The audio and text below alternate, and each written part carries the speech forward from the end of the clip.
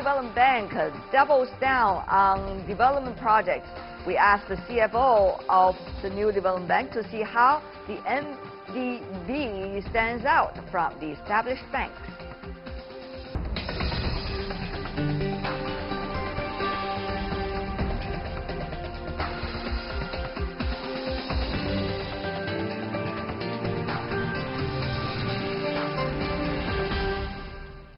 Welcome back. You're still watching World Insight, coming to you live from Beijing on CGTN. I'm Tian Wei.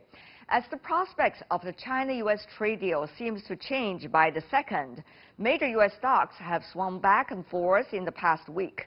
Tumbling on Friday, then regaining ground on Monday. The only certainty seems to be uncertainty. A new round of tit-for-tat tariffs are set to take effect on September the 1st. On Friday, Fed Chair Powell declined to cut interest rates, dashing any hopes of jump-starting the American economy. Meanwhile, development banks continue to fund projects in developing nations across the world.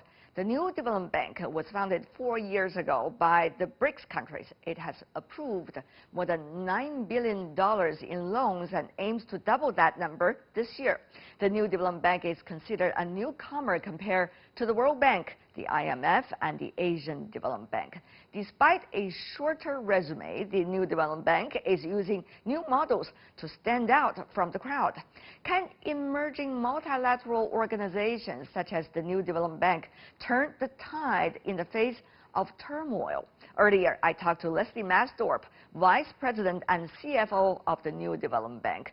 I started our conversation by congratulating him on the NBD's getting its first AAA bond issuer rating from Japan Credit Rating Agency. Let's listen in. All of the other AAA institutions in the world today, the Asian Development Bank, World Bank, European Bank for Reconstruction and Development, all of these institutions have either the United States or Japan or leading European economies, but essentially AAA economies as shareholders, as parents, if you like.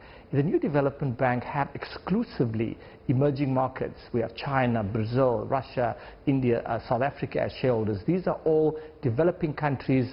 None of these countries have a AAA shareholding. So in many respects, the AAA achievement underpins what the bank has built. Our shareholders have enabled this growth, obviously, in guiding us and building firm foundations for the institution. And how are you looking at the issue of keeping a balance? On the one hand, you want to make sure you're hands-on in a way that there will be as little risk as possible, but on the other hand, you still have a strong and impressive portfolio to begin with. Yeah, I think the starting point I should highlight is that the bank over these 4 years have built up a loan book, a portfolio size of $10.4 billion of approved loans. And we have done that essentially, if you like, by making sure that our risk management policies are in line with all of our highly rated peers, like the World Bank, Asia Development Bank, and so on. But I think the important element here is that the bank has had a rapid growth, but not in any way compromising on what is called conservative risk management standards and policies. We do not cut corners, if you like. We make sure that every project is financially sustainable. We study the balance sheets of the companies that we lend to. We do detailed risk management analysis of our projects before we approve these loans. So it is a balancing act. When you say new, when you say innovative, what exactly are you referring to? Obviously, when you are looking at those factors, the other development banks around the world, whether regional or international, are also looking at those possibilities. We are a small institution. We are more nimble, more agile. We can be more responsive to our borrowers. So we do not have thousands of people with lengthy procedures and bureaucracy. Now, one concrete way, Tian Wei, in way this is given expression is in the form of faster decision-making processes. For example, when we approve a loan, doesn't matter if the loan is $300, $400, $500, $600 million, we will approve that within a period of less than 6 months, sometimes as little as 3 months. In some comparable institutions, it can take up to a year, even 15 months. for that loan to be approved. So the first aspect of what we are trying to do differently is about the speed and agility, right? That's the first one. The second aspect is that we have no legacy, which means that there's no, for example, commitment to dirty industries. We do not have a dirty coal portfolio that we are saddled with now that is doing massive damage to the environment. All of our energy assets are green. So another thing that we're trying to do differently is that we want to build a substantive infrastructure portfolio that is almost wholly committed to the green economy. We want to clean up the air. Our pollution levels in big cities in India, in China and other countries, we have to clean up this environmental footprint from the accelerated growth that China has had and the damage that has been done in the last couple of decades. We are committed to undo that. Other banks are doing it as well, as you correctly pointed out, but in our case, we do not have that legacy portfolio where we are still contributing to the expanded pollution levels. Of course, you offered a green bond in the China market, and now you're also working on a bond market and possibility in South Africa. So how diversified it will be as a result of the new approaches, Leslie, and also the latest development of the geopolitics in the world when it comes to buy the portfolio of the new development bank? That is one other area in which we are trying to differentiate ourselves, and that is our commitment to what we call local currency financing. Now, most of the lending and most of the financial transactions in the world today is in US dollar. US dollar, as you know, is the anchor global reserve currency. All cross-border trade and investment flows are pretty much conducted in US dollar. It does not make sense to conduct all of our lending activities in US dollars for two reasons. Firstly, our markets, whether it's China or Brazil, South Africa, all of our BRICS countries have very strong and deep capital markets.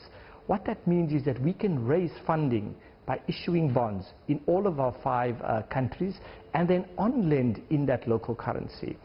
That is a more efficient way to lend, so we want to have a more balanced portfolio. For example, the renminbi is today a much more significant currency in terms of trade, finance, and as the renminbi internationalizes, will become even more important now that it is part of the special drawing rights of the IMF.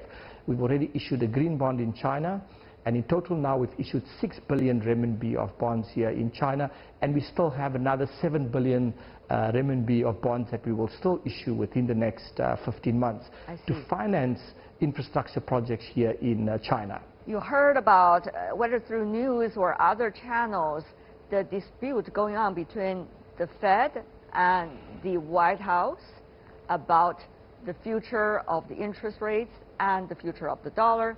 You also see that's reflected in the international market, the turbulence over the past few weeks. So as a new development bank, how do you see all of these latest stories coupled up with the so-called trade war going on between China and the United States and the US and several other strong economies in the world? I would just make a few observations. The first one is that it's clear that we are living in a period of significant distress in what has been the rule-based global order as it has existed over the last 75 years. There's no question that right now we are going through turbulence, and this turbulence will result in something new. We're not sure yet what that something new will be, but it will be different, right? The one thing, though, is certain, is that we have to try and protect the essential multilateral model. If you look at the world post-1944, as you know, we had a Second World War, and countries were much more inward-looking, much more nationalistic, much more protectionist, and only tried to look after themselves in the aftermath of the war. We then had a new system that evolved, and this new, what I would call a global rules-based system that had existed for the last 70, 75 years, is now coming under strain for several reasons, but one of them is that emerging markets have been left out or do not have as much voice and representation as they ought to have. In other words, the rise of China, the rise of India, the rise of Brazil, and all of these large emerging markets, the global developments have not kept pace and given these economies more voice globally. So whatever happens, one, we have to protect the multilateral order, look at how to reform it, but preserve the essence of the world working together in a cooperative way to find solutions. Tianwei, the important thing here is, as you know, there are many of the biggest intractable problems that the world faces today. You cannot resolve just in one country. No. China cannot resolve climate change, for example. It's a global problem. China cannot solve problems of refugees, or lack of biodiversity, or the fact that our oceans are full of plastic. We can only do and resolve these very big global challenges by working together. So multilateral content of the global system has to be preserved. And two, we cannot have a system of powerful countries bullying smaller countries. We have to look at our common destinies, the interconnectedness of the public good. In order for countries to flourish today, they need to work with their neighbors. When they build roads, the roads don't stop at their borders. The roads continue, the power lines continue across the border. So infrastructure and continuing to invest in infrastructure is an important element of this future. What do you make of all the near future issues? For example, IMF is looking for the new managing director, and the U.S. is at this moment still looking at more bilateral rather than multilateral, including with the international development banks and institutions, and also the geopolitics that is going on. I know it's a big question once again, but to New Development Bank, how would you comb through these and try to come up with your best option so far? I think it's very important for whatever solutions we seek today to have a much more inclusive approach, as I said earlier on, which embrace the new rising emerging market powers. There cannot be major decisions made about who occupies the leadership of institutions like the World Bank, the IMF, and global institutions without taking into account the important new economic actors, right? And we need to have, like the G20, which is focused on consensus. The G20, they don't make decisions there based on voting. So it's a consensus-style approach where you seek as maximum form of consensus. If you have disagreement, you try and iron it out. But the idea of simply one or two powerful countries using their power and hegemony, that has to belong to the past. I see. Leslie Maasdorp, Chief Financial Officer and Vice President of the New Development Bank. Thank you once again, sir, for joining us, and congratulations to the AAA rating given to the New Development Bank recently. Really appreciate it. Thank you. And that is all the time we have for today. If you'd like to see more, try to find us World Insight CGTN into your search engine, or check out our YouTube channel. Follow us on Twitter, Facebook, and Sina Weibo. From me, Tianwei, and everyone on the World Insight team, thanks for watching. Tune in again next time for more insights across China and around the world. Good night.